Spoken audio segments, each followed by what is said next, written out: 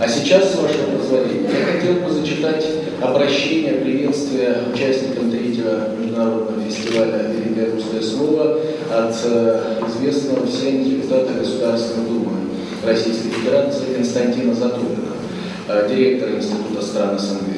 Я думаю, многие из вас слышали о вчерашних приключениях Константина Затулина об очередных приключениях в аэропорту Симферополя.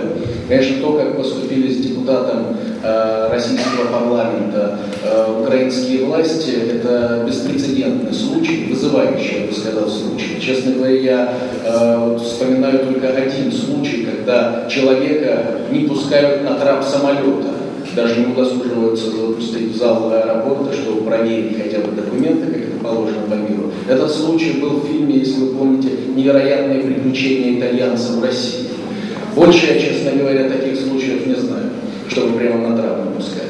И вот в этой связи Константин Затулин, находясь сейчас в больнице, в республиканском диагностическом центре, просил, зачитал сейчас обращение, мы постараемся его размножить и раздать к концу торжественной части заседания текст данного обращения.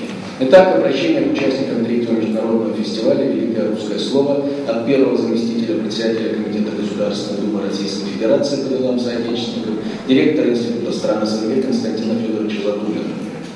Уважаемые участники фестиваля «Великое русское слово», дорогие соотечественники, в третий раз подряд, с еще большим, чем еще раньше размахом, русская община Крыма собрала вас навстречу, чтобы подтвердить, что язык Пушкина, Гоголя и Толстого наперекор всему продолжает существовать на Украине.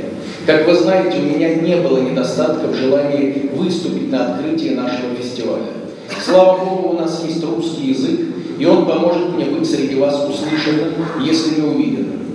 Каждый из нас пытается найти свое объяснение тому, почему сегодня на Украине власти преследуют и изгоняют язык большинства ее населения. Почему, действуя средневековыми методами в начале 21 века, затыкают рот русскому слову, да еще на его исторической родине.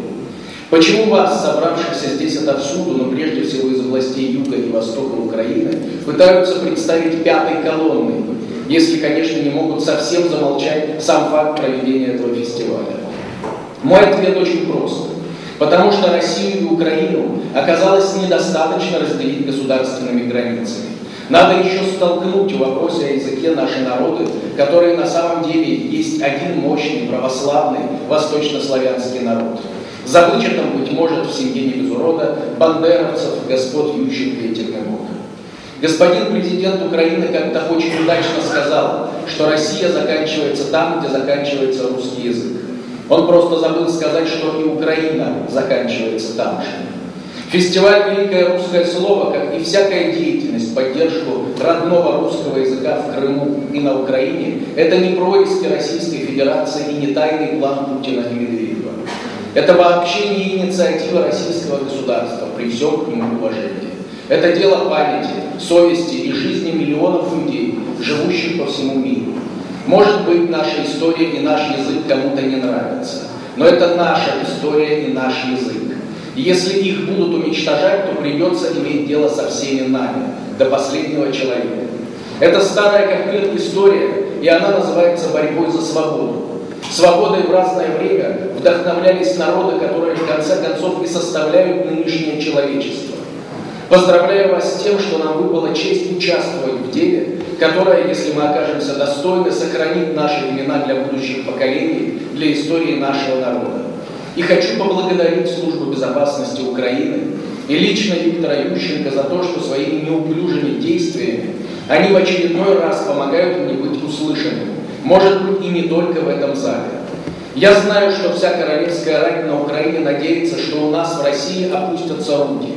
Я знаю, что многие соотечественники здесь, в Крыму и на Украине, искренне волнуются, что Россия, занятая своими делами, о них забудет. Скажу словами Владимира Высоцкого: не надейтесь, мы не уедем. И не волнуйтесь, мы не уедем. Константин Затулин, 7 июня 2009 года, Симферополь, Республиканский диагностический центр Крыма.